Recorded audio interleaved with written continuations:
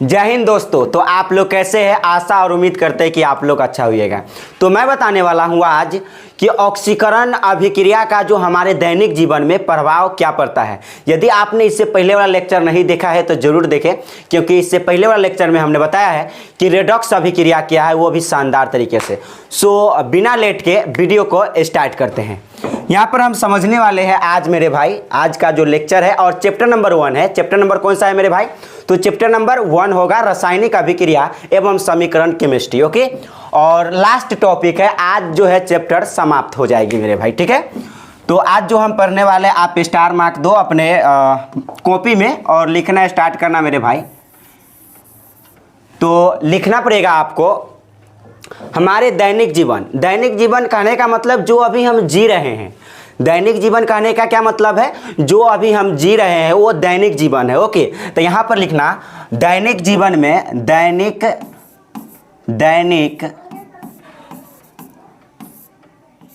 जीवन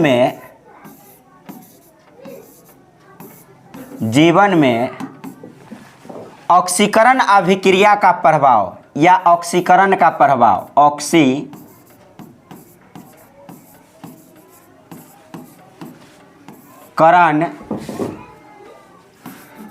का प्रभाव, यानी दैनिक जीवन में जो है ऑक्सीकरण अभिक्रिया का क्या प्रभाव है वो देखो। तो मेरे भाई सबसे पहले इसमें जो ऑक्सीकरण अभिक्रिया का प्रभाव पड़ता है वह संक्षारण पर पड़ता है। किस पर पड़ता है? संक्षारण पर। किस पर पड़ता है मेरे भाई? संक्षारण। तो हम सबसे पहले संक्षारण के बारे में पढ़ेंगे और जानेंगे कि संक्षारण क्या होता है। क्या जानेंगे मेरे भाई कि संक्षारण क्या होता है? तो यहाँ पर आप लिखो संक्षारण। क्या लिखना मेरे भाई? संक्षारण। और ये जानो कि संक्षारण होता क्या है। क्या जानो मेरे भाई कि संक्षारण होता क्या है? तो हम थोड़ा सा इसको डिफिनीशन लिख देते हैं, आप भी लिख सकते हैं। जब कोई यहाँ पर लिखना धातु से बनी कोई भी वस्तु, धातु से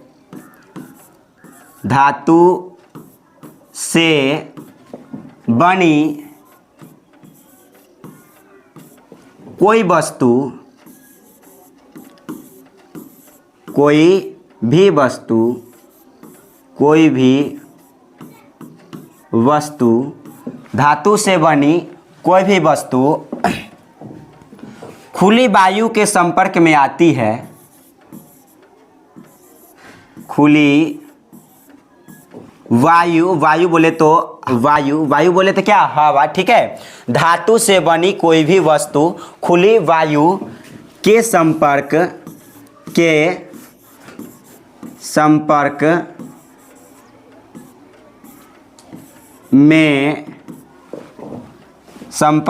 में आती है तो वह संक्षारित हो जाती है। क्या हो जाती है? थोड़ा सा लेट लगेगा मेरे भाई, लेकिन आप ऑफलाइन क्लास का भी मजा ले पाइएगा, क्योंकि ऑफलाइन क्लास में ऐसा ही लिख कर पढ़ाया जाता है। ओके, मस्ती के साथ। तो कहा कि धातु से बनी कोई भी वस्तु खुली वायु के संपर्क में आती है तो वह संक्षारित हो जाती है, और यह प्रक्रिया संक्षारण कहलाता है। और यह प्रक्रिया जो है संक्षारण कहलाता है। यहाँ पर लिख देना मेरे भाई, यह प्रक्रिया इतना लिख दीजिएगा। ओके, आप इतना लिख सकते हैं। तो मेरे भाई आप इसका तो डेफिनेशन हो गया, इसका हम कुछ एग्जांपल लिखेंगे, आप समझिएगा।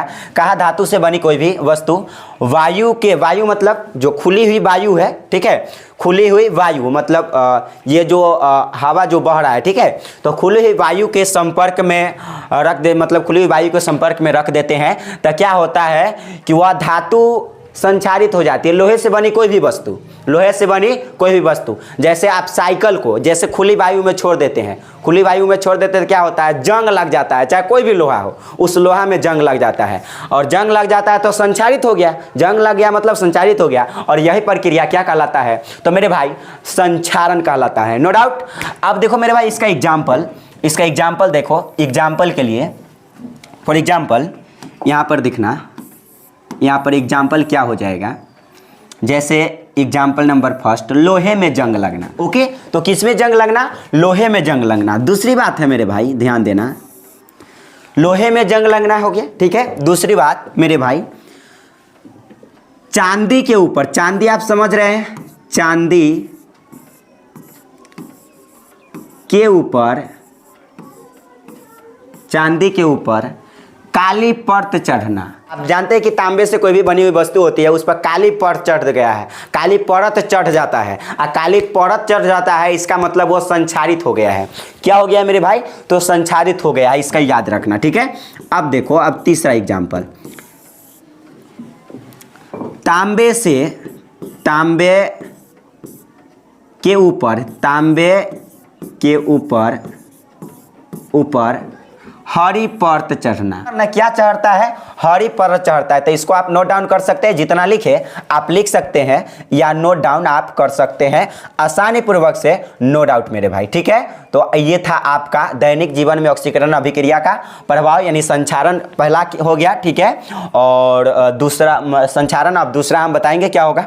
लोहे में जंग लगना इसका एग्जाम्पल हो गया। चांदी के ऊपर कैसा परत चढ़ता है? तो काली परत चढ़ता है, नो डाउट। अब देखो, तांबे के ऊपर आपका हरी परत चढ़ता है, ठीक है मेरे भाई। अब देखो, ये पहला हो गया। अब दूसरा देखो मेरे भाई, इसको थोड़ा सा आप लंबा करते हैं, इसको हम थोड़ा सा लंबा करते हैं। अब चलते हैं ऊपर, अब चलते हैं मेरे भाई ऊपर, जरा ध्यान देना। तो इसको हम ऊपर कर देते हैं। अब देखो मेरे भाई, ये 2 नंबर, पहला हो गया संक्षारण। अब दूसरा देखो मेरे भाई, अब आप दूसरा देखो जरा ध्यान से, अच्छे से। तो 2 नंबर क्या हो जाएगा आपका मेरे भाई? दूसरा हो जाएगा विकृत गंधिता। दूसरा क्या हो जाएगा? अब दूसरा क्या है? विकृत गंधिता। तो आप समझो यहां पर कि विकृत गंधिता क्या होता है। तो तेल से बनी हुई कोई भी वस्तु, तेल से बनी हुई, आप लिखना डिफिनीशन, क्या लिखना? तेल से बनी हुई कोई भी वस्तु, कोई वस्तु,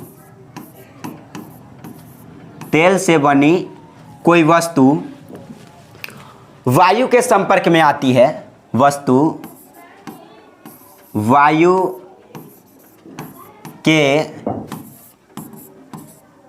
संपर्क में आती है।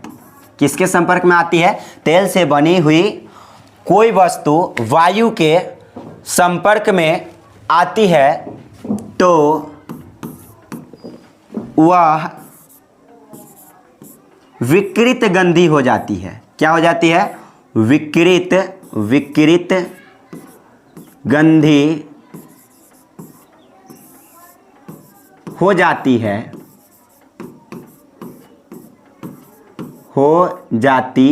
है, और उनकी स्वाद और गंध दोनों बदल जाता है, एवं उनकी, जिसके कारण, आप जिसके कारण लिख सकते हैं, जिसके कारण क्या होता है? जिसके कारण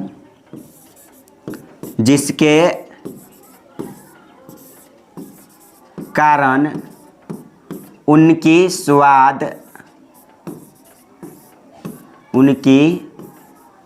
स्वाद और गंध बदल जाती है, और गंध बदल जाती है।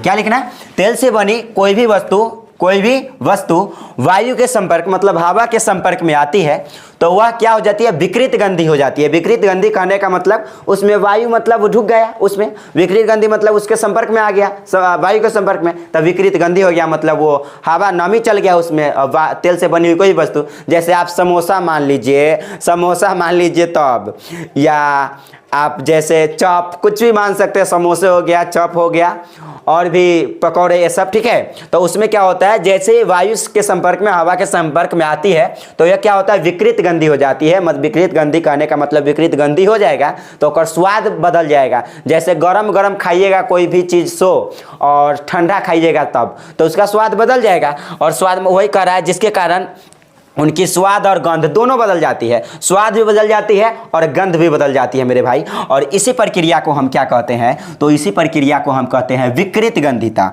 और इसी प्रक्रिया को, इस प्रक्रिया को एवं इस प्रक्रिया यहाँ पर लिख सकते हैं, इसी प्रक्रिया को, इसी प्रक्रिया को, इसी प्रक्रिया को, इसी प्रक्रिया को क्या कहते हैं, विकृत गंधिता कहते हैं। विकृत गंधिता, विकृत गंधिता कहते हैं। क्या कहते हैं, विकृत गंधिता कहते हैं। ठीक है मेरे भाई, तो आप इतना आसानी तरीके से लिख सकते हैं। तो आप समझ गए विकृत गंधिता क्या होता है। इसको थोड़ा सा हम कुछ और बताते हैं इसके बारे में। फिलहाल आपको नोट डाउन लेना है तो आप नोट डाउन मार सकते हैं, मतलब इसको स्क्रीनशॉट लेना है तो स्क्रीनशॉट इसको आप मार सकते हैं। अब चलते हैं आगे और कुछ इसके बारे में बताते हैं। इसके पॉइंट में लिखाएंगे, आप पॉइंट में लिखना चाहते हैं तो लिख सकते हैं इसके जस्ट नीचे। यानी पॉइंट में क्या लिखिएगा मेरे भाई, लिखना पॉइंट में, क्या लिखना पॉइंट में, तो आपको लिखना पड़ेगा, लिखना मेरे भाई पॉइंट में लिखना कि ऑक्सीकरण से बचाने के लिए, किससे बचाने के लिए, या उपचयन से बचाने के लिए तेल से बनी वस्तु में, तेल से बनी वस्तुओं में प्रति ऑक्सीकारक मिलाए जाते हैं। यहाँ पर लिखना तेल से बनी हुई वस्तु को तेल से बनी हुई वस्तु, तेल से बनी हुई वस्तु को ऑक्सीकरण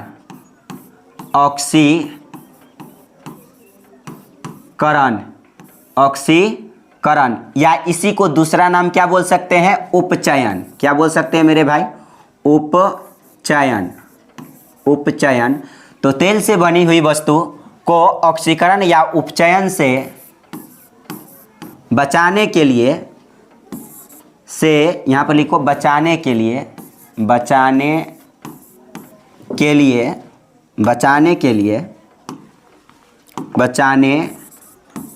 लिए प्रति ऑक्सीकारक मिलाए जाते हैं, प्रति ऑक्सीकारक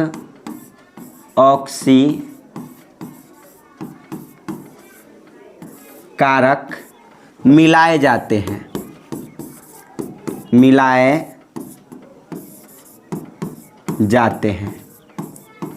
क्या मिलाए जाते हैं मेरे भाई। तो यहाँ पर ध्यान देना, हमने क्या लिखा, तेल से बनी हुई वस्तु को ऑक्सीकरण या उपचयन। ऑक्सीकरण कहने का मतलब हवा से बचने के लिए, जिसमें मतलब कि हवा नहीं जाए, इस कारण से मतलब ऑक्सीकरण या उपचयन उसी का नाम है, मतलब कि ऑक्सीजन मतलब हवा नहीं जाए, उससे बचने के लिए।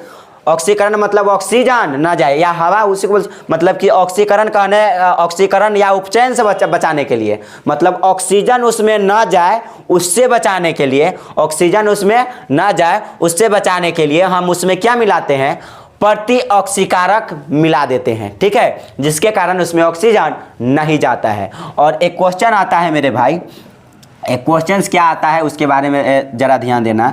एक क्वेश्चन पूछता है कि चिप्स से भरी हुई थैली, चिप्स की थैली में, यहाँ पर लिखना मेरे भाई, चिप्स आप समझ रहे हैं जो खाते हैं, चिप्स के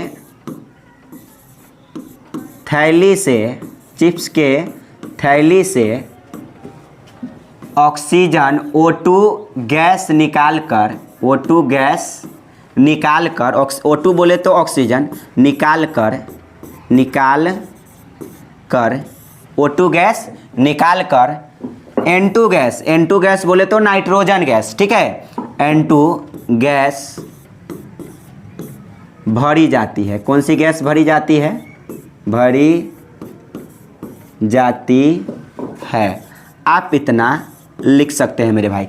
चिप्स के थैली से O2 गैस निकाल कर N2 गैस यानी नाइट्रोजन गैस भरी जाती है ताकि वो चिप्स जो है सुरक्षित रह सके। आप इतना को आप नोट डाउन कर सकते हैं मेरे भाई, ठीक है। तो ये एग्जाम में इतना ही पूछेगा। विकृत ग्रंथि क्या है तो आप यहाँ इतना पर लिख सकते हैं। विकृत ग्रंथि क्या है, ये विकृत ग्रंथि के बारे में हो गया, ठीक है। और उसके बाद जो है मेरे भाई और क्या बताया हमने, संचारण क्या है ये आप लिख सकते हैं, ठीक है। और उसके बाद विकृत ग्रंथि था। तो ये हो गया हमारे दैनिक जीवन में ऑक्सीकरण का प्रभाव क्या क्या पड़ता है उसके बारे में, ठीक है। तो आई होप ये जो है आप अच्छे से नोट डाउन कर लीजिएगा, ठीक है। तो इसको आप अच्छे से जो है नोट डाउन कर लेना मेरे भाई। अब चलते हैं, थोड़ा सा आगे पेज ले लिए, ठीक है। और आगे पेज यहाँ पर जो है ले लिए,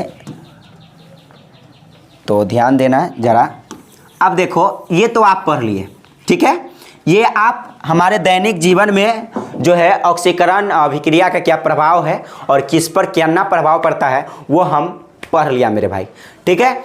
अब हम पढ़ते हैं कि अवकारक और ऑक्सीकारक क्या होता है। अवकारक और ऑक्सीकारक क्या होता है तो मेरे भाई समझो कि ऑक्सीकारक और अवकारक क्या है। तो यहाँ पर स्टार मार्क देना, क्या देना मेरे भाई, स्टार मार्क देना, 2 यहाँ पर आप स्टार मार्क। और स्टार मार्क देने के बाद आप लिखो मेरे भाई ऑक्सीकारक एवं अवकारक। ऑक्सी कारक एवं अवकारक। अवकारक तो ऑक्सीकारक और अवकारक क्या होते हैं उसके बारे में जानो। सबसे पहले मेरे भाई आप जानो कि ऑक्सीकारक क्या है। क्या जानो, ऑक्सीकारक। सबसे पहले क्या जानो मेरे भाई कि ऑक्सीकारक होते क्या हैं। ऑक्सीकारक होते क्या है तो मेरे भाई ऑक्सीकारक है क्या, ऑक्सीकारक है क्या। तो कहना क्या मेरे भाई कि वह पदार्थ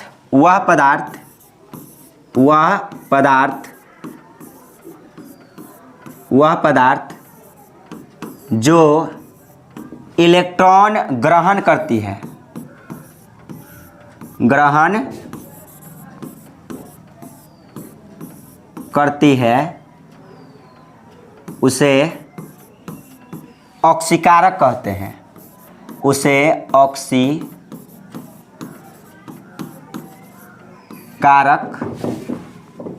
कहते हैं। आप इतना लिख सकते हैं कहना कि वह पदार्थ जो इलेक्ट्रॉन को क्या करती है, ग्रहण करती है। और इलेक्ट्रॉन ग्रहण करने का मतलब जितने भी अधातु होगा सबके सब इलेक्ट्रॉन को ग्रहण करेगा। जितने भी अधातु होगा सब के सब क्या होगा, इलेक्ट्रॉन को वह ग्रहण करेगा, नो डाउट मेरे भाई। क्योंकि अधातु पर ऋण आवेश होता है, वो नेगेटिव चार्जेबल होता है। कैसा होता है, नेगेटिव चार्जेबल होता है, मतलब ऋण आवेश होता है, जिसके कारण से वो क्या होगा तो वो मेरे भाई ऑक्सीकारक होगा, क्योंकि वो इलेक्ट्रॉन को ग्रहण करता है जितने भी अधातु है सब। तो मेरे भाई यहाँ पर लिख लेना, पॉइंट में आप लिख लेना, क्या लिख देना यहाँ पर लिखना पॉइंट में कि जितने भी अधातु है वो ऑक्सीकारक कहलाते हैं। तो यहाँ पर लिखना सभी अधातु ऑक्सीकारक कहलाते हैं। क्या कहलाते हैं, ऑक्सीकारक कहलाते हैं। आप इतना लिख दो मेरे भाई, काम 35 हो जाएगा। ऑक्सीकारक कहलाती है, ओके। और भी जितने भी अधातु है ऑक्सीकारक कहलाती है। तो आप समझ गए कि जितने भी अधातु है क्या कहलाते हैं मेरे भाई, ऑक्सीकारक कहलाते हैं। और भी यहाँ पर कुछ लिख लेना, जैसे हम कुछ बताते हैं, एग्जाम्पल है ऑक्सीकारक का। किसका एग्जाम्पल है मेरे भाई, तो ऑक्सीकारक का एग्जाम्पल है, ऑक्सीकारक। और भी क्या क्या हो सकता है, जैसे 2-3 को नाम आप याद रख सकते हैं। जैसे यहाँ पर हम लिख देते हैं पोटेशियम या HNO3, पहले लिख देते हैं HNO3। इसको हम पढ़ते हैं नाइट्रिक अम्ल, ये भी ऑक्सीकारक का काम करते हैं। नाइट्रिक अम्ल बोले, नाइट्रिक अम्ल, HNO3 कहने का मतलब है नाइट्रिक अम्ल, ये ऑक्सीकारक का काम करता है ये भी, ठीक है, इसको थोड़ा सा याद रख सकते हैं। और एक होता है पोटेशियम परमैंगनेट, और पोटेशियम परमैंगनेट कहने का मतलब है KMnO4, ये है, इसको पढ़ते हैं हम potassium permanganate, potassium permanganate, okay. और उसके बाद मेरे भाई पोटेशियम परमैंगनेट, उसके बाद potassium dichromate, potassium dichromate K2Cr2O7, ठीक है मेरे भाई, आप इतना को याद रख सकते हैं, ठीक है। ये क्या है, तो ये हो गया आपका नाइट्रिक अम्ल, ये हो गया पोटेशियम परमैंगनेट, K2Cr2O7, K2Cr2O7, इसको बोलते हैं पोटेशियम डाइक्रोमेट, इसको क्या बोलते हैं, पोटेशियम डाइक्रोमेट, पोटेशियम डाइक्रोमेट। ये है पोटेशियम परमैंगनेट, ये क्या है, पोटेशियम परमैंगनेट, और ये है नाइट्रिक अम्ल, ये क्या है, नाइट्रिक अम्ल। तो मेरे भाई ये जो है ये क्या है, ऑक्सीकारक है एक तरह से, ये क्या है मेरे भाई, तो ये जो है आपका ऑक्सीकारक है, ये क्या है, ऑक्सीकारक है। और हमने कहा कि वह पदार्थ जो इलेक्ट्रॉन को ग्रहण करता है, तो जितने भी अधातु है सब के सब क्या कहलाती है, तो सभी जो है अधातु ऑक्सीकारक कहलाती है, नो डाउट, ठीक है मेरे भाई। तो आप इतना लिख सकते हैं।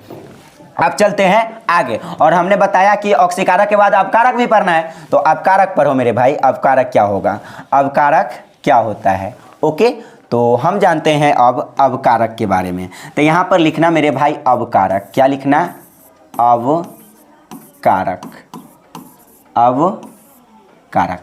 तो मेरे भाई अवकारक क्या होता है इसको जानो, तो लिखना वह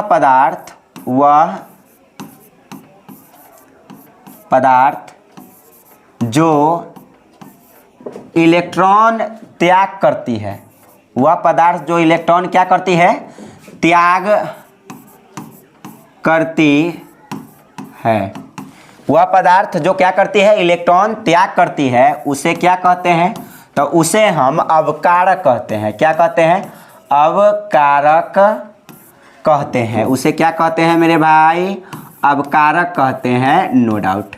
तो आप इतना लिख दीजिएगा, वह पदार्थ जो इलेक्ट्रॉन को त्याग करती है, और जितने भी दुनिया के धातु है सब के सब इलेक्ट्रॉन को त्याग करता है, तो धातु क्या कहलाती है, जितने भी धातु है सब के सब अवकारक कहलाती है, जितने भी जैसे सोडियम पोटेशियम ये सब क्या है, सब धातु है, सब के सब अवकारक कहलाती है मेरे भाई। तो यहाँ पर लिखना, यहाँ पर एक पॉइंट में लिख सकते हैं, सभी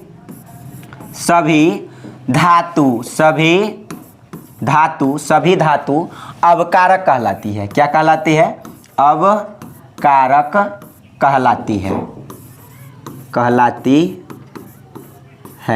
क्या कहलाती है मेरे भाई, तो सभी धातु जो है अवकारक कहलाती है, नो डाउट, क्योंकि इलेक्ट्रॉन को त्याग करता है, ओके।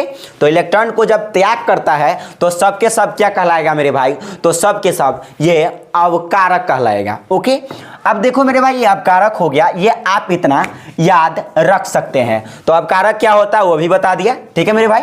और उसके बाद एक और महत्वपूर्ण बात है, नोट में लिखो आप मेरे भाई, आप नोट में लिखो, ये बहुत ही अच्छा है कि आप नोट में लिखो, लिखो नोट, क्या लिखना मेरे भाई, लिखना नोट, नोट पॉइंट में लिखो। आप नोट पॉइंट में क्या लिख सकते हो मेरे भाई, वो ध्यान दो, आप नोट पॉइंट में क्या लिख सकते हो, तो देखो क्या लिख सकते हो आप, तो लिखना, जैसे ये क्वेश्चन पूछता है H2O2O3, H2O2O3, और उसके बाद आपका H2S, जितना लिखते हो उतना ही पूछेगा, उससे बाहर नहीं है। VVI है मेरे भाई, ये महत्वपूर्ण है, ये VVI है, ये पूछबे करता है मेरे भाई, ठीक है। H2O2O3 H2S, और उसके बाद आपको SO2, तो एक H2O2 हो गया, O3 हो गया, H2S हो गया, SO2 हो गया, और एक लिखना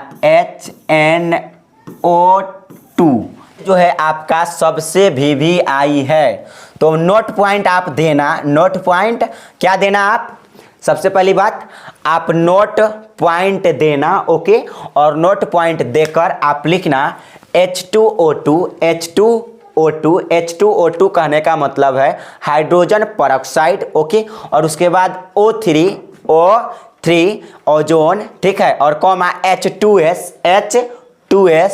H2S कॉमा SO2 मतलब सल्फर डाइऑक्साइड, और कॉमा HNO2 ये जो है ऑक्सीकारक और अपकारक दोनों होते हैं।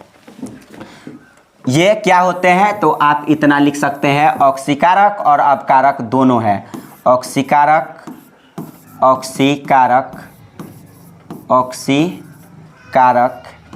एवं अवकारक दोनों है।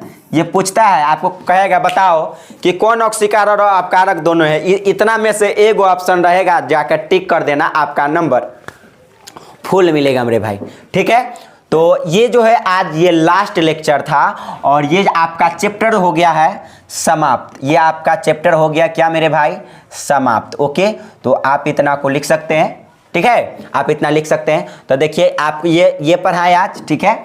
फिर यहाँ पर क्या कौन वाला पढ़ाए, ये पढ़ाए हैं, ठीक है, अवकारक क्या होता है। फिर हमने पढ़ाया मेरे भाई यहाँ पर विकृत गंधिता, ठीक है, दैनिक जीवन में प्रभाव क्या पड़ता है वो पढ़ाया, ठीक है। और ऑक्सीकारक भी पढ़ाया, क्या पढ़ाया, ऑक्सीकारक, ऐसे पहले हमने ऑक्सीकारक भी पढ़ाया, ठीक है। तो आप जो है इतना को आप अच्छे से जो है नोट डाउन किए कर लीजिए, क्योंकि ये क्वेश्चंस पूछता है मेरे भाई, ठीक है। तो आप इतना को नोट डाउन कर सकते हैं। ओके, तो फिर मिलते हैं नेक्स्ट चैप्टर के साथ। सो जब तक के लिए आप सभी को bye bye, take care to all of you.